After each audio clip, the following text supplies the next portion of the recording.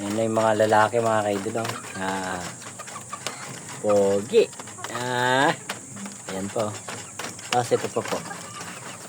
Yung isa lalaki. Alam ko lalaki isa yun. Tapos isang babae. Itim. Pareha siya itim. Ayan. Ayan po. Konti na lang. Mga ilang buwan na lang. Lalagyan ko na ng lalaki yan. Itong isa. Itong pula. Kaber. Ayan malaki.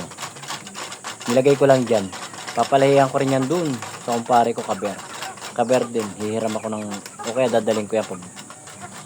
Ayan ang laki. Ayan po.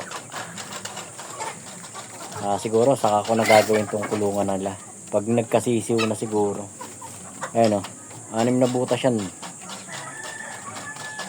Tatambakan ko pa. Ayun yung isa. Yung maganda kong babae. Ayan maganda yan mga kaidolo.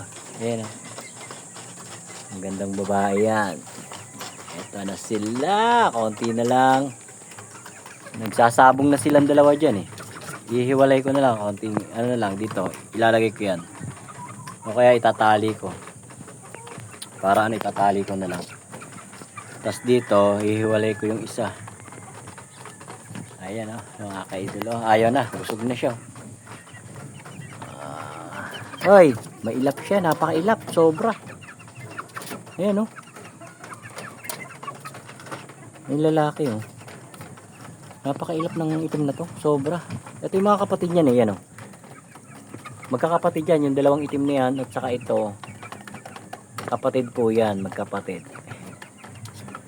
Parehas mga pula itong mga to. Tapos ito dalawang itim. Nasaan na? Ayan Kaya pinagsama ko silang dalawa. Tapos ito. Medyo malaki na Dati nandun sila. Ngayon itong isang magandang babae. Ayan maganda po yan. Magandang babae yan. Ayan